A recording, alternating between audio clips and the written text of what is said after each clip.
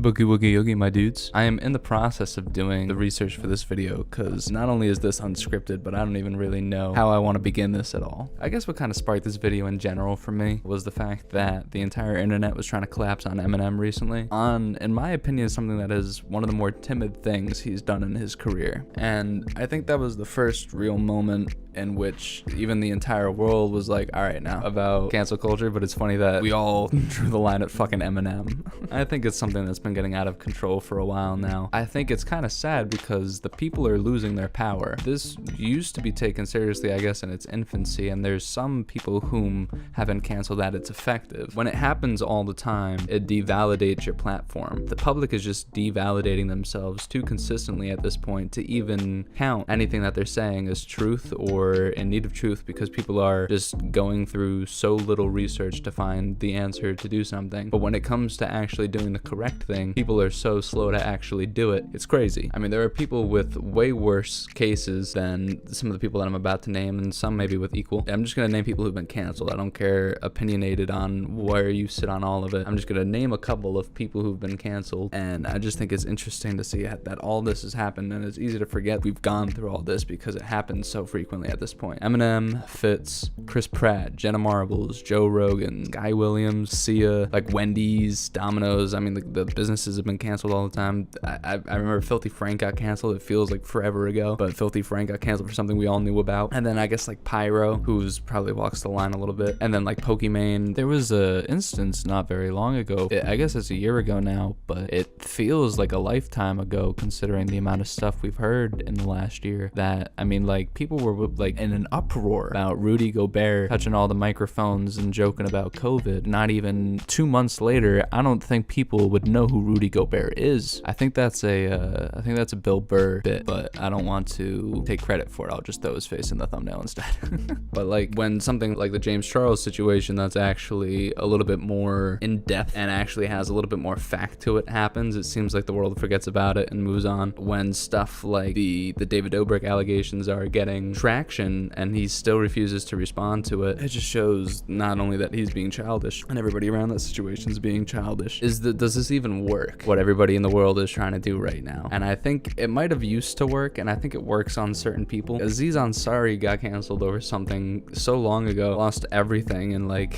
before we even heard his side of the story, really. It's just interesting that a tweet can take everything away from a human right now in the same way that it could give a platform to people. And I guess obviously that makes sense. Like one action of that person's day that has that kind of platform on like a social media can get it all taken away from some dude just creating a Twitter. The world was ready to jump on Kanye West over Jeffree Star allegations that came from like TikTok, from someone who like literally made it up. And it's just kind of terrifying that the world's just ready to jump on anything right now. And I think it's because everybody's sitting at home and feeling useless. That's all great, but maybe focus your attention towards betterment of something else, not the taking down of somebody, especially because now shit ain't working. So we've all lost our power as people to call people out on stuff. Boy Who Cried Wolf is a very, very popular children's story, and it seems like the entire world has cried wolf. And now when something real happens, are any of us really gonna have a voice? I don't even really know, because the only kind of platform that's available to the public is stuff like that, and people were taking the public for granted for a while. Now the public just started abusing that power, and now do we even have that power anymore as just normal people? Do we all now have to find a platform for ourselves just in order to speak? If the entire public world did something wrong, the other people on that global platform can't speak about it anymore, and there's already censorship on those platforms. So to all of a sudden have censorship now even further than we already had it because people wanted to go around and just fake stories is kind of effed up. And now you'll have people who are again telling the truth, as in I feel the David Dobrik. Not only has Seth's situation been filmed, not only has Seth's situation been talked about on a global platform with a podcast, and not only has Seth's repercussions of said actions been real, but because all these are real, and I guess because of the male victim complex in America as well, nobody wants to admit some golden boy on the internet is doing wrong. And that golden boy maybe isn't a golden boy because he has a lot of dysfunctionality within his circles. Now that something real is happening, the world can't do anything about it because nobody takes it seriously. And it takes so much time and so much effort and so much